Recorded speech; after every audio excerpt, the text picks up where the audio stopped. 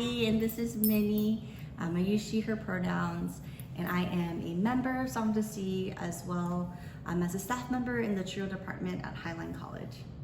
So I grew up in Westminster, very much so a Viet ethnic enclave as well as a Latinx ethnic enclave.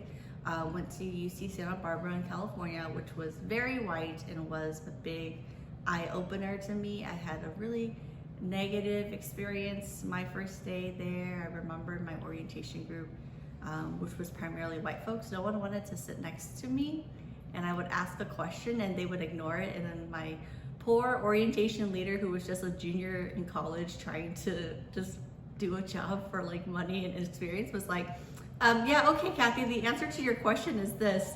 And so I always felt like, now looking back, I'm like, yeah, I don't think you were prepared to deal with like these like racial dynamics happening in your orientation group.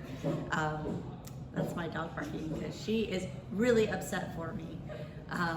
So that was my experience. And then so coming to Seattle, that was something I was used to, you know, like not necessarily anymore being like around a lot of Viet people, which was then such a nice surprise when I started working at Highline College and working in a college that boasts 70% students of color, in the community that feels a lot more closer and more similar to like Westminster where I grew up, and then finding something like Song to See, and so really connecting with other Viet folks and getting to talk about our experiences and learn from one another. Yeah, so I came to Song to See in June 2020 before it existed, during the wake of the killings of George Floyd and Breonna Taylor. And so there were a group of Viet folks, particularly in the Facebook group Viets Who Give a Shit, who just wanted to talk about anti-Blackness and how we could commit to action and organize to support the Black community and specifically the killings that had happened.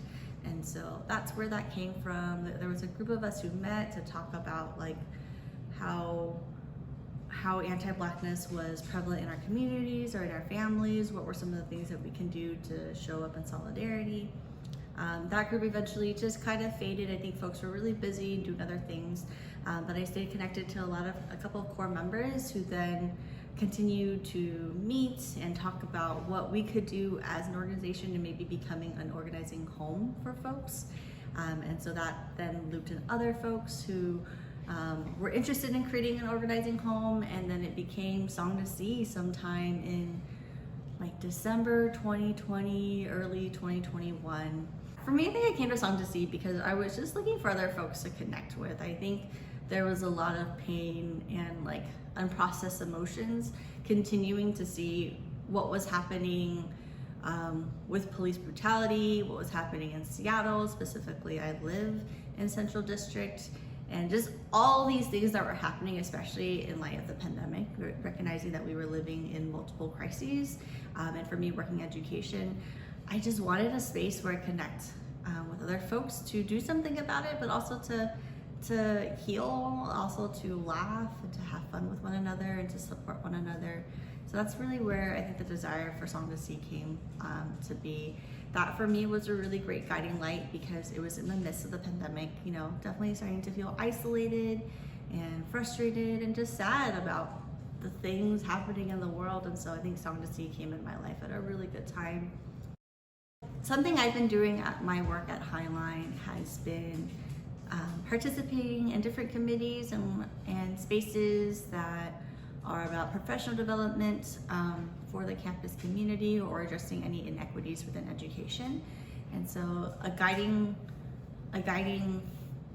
value for us and a guiding principle for us has been reimagining, especially reimagining in the vein of Grace Lee Boggs. And so with that in mind, like I think what I hope for Song to See and what I hope for Seattle in general is for us to have the space and the energy to reimagine. I feel that a lot of times that we are just addressing fires, trying to put them out, trying to just spend all like the precious energy and time that we have to address the immediate symptoms of the crappy world and systems that we live in, that we don't always have the energy and the time to reimagine something that we want for ourselves and our communities and like future generations. So I think with Song to See, what has been really great is taking back our perceptions of time and productivity, right? That we can move at our own pace, and everything